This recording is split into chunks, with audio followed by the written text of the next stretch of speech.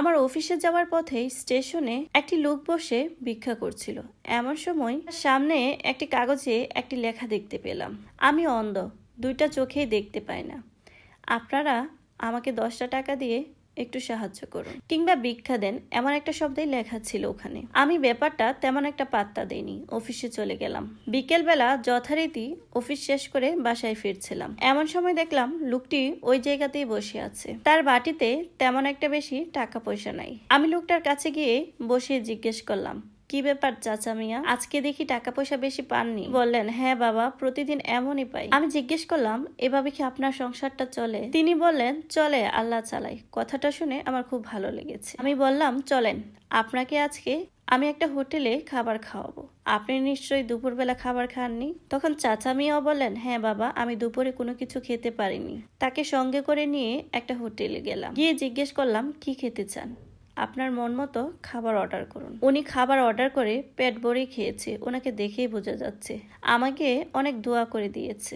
যাই হোক, বাসায় ফিরলাম। রাত্রিবেলা লোকটার কথা খুব মনে পড়ছে, তাই চিন্তা করলাম লোকটার জন্য আমার কিছু করা উচিত।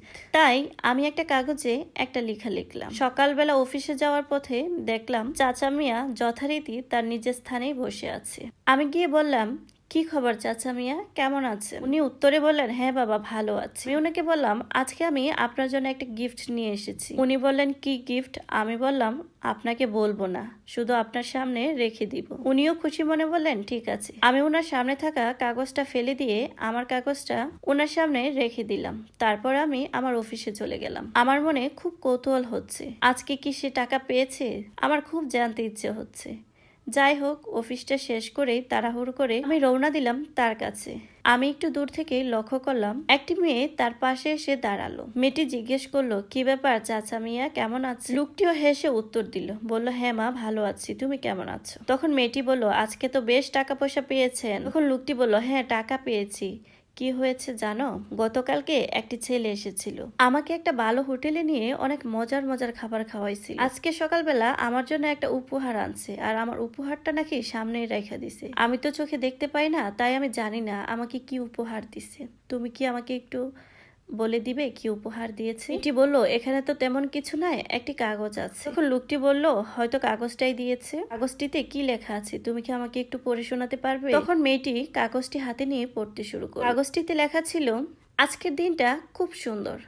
আপনারা খুব ভাগ্যবান যারা আজকের এই সুন্দর দিনটি দেখতে পাচ্ছেন। আমি খুবই দুর্ভাগা, তার কারণ হলো আমি আজকের এই সুন্দর দিনটি দেখতে পারছি না। তার কারণ আমি চোখে দেখতে পাই না, আমার দুইটি চোখই অন্ধ। দয়া করে আপনারা আমাকে একটু সাহায্য করুন। দুইটি কথার মানে কিন্তু এক ছিল, আমি অন্ধ, কিন্তু আগে কথাটা সরাসরি বলা ছিল, আর এখন কথাটা একটু ঘুরিয়ে লিখেছে, তাই শুনতে একটু বেশি ভালো লাগছে। ঠিক তেমনি আমাদের কথা আমরা যদি একটু বিনয়ের সঙ্গে ভালো করে মানুষকে বুঝিয়ে বলি, তাহলেই কিন্তু অনেক কঠিন কাজও সহজে করে ফেলা যায়। ভালো থাকবেন, আল্লাহ হাফিজ।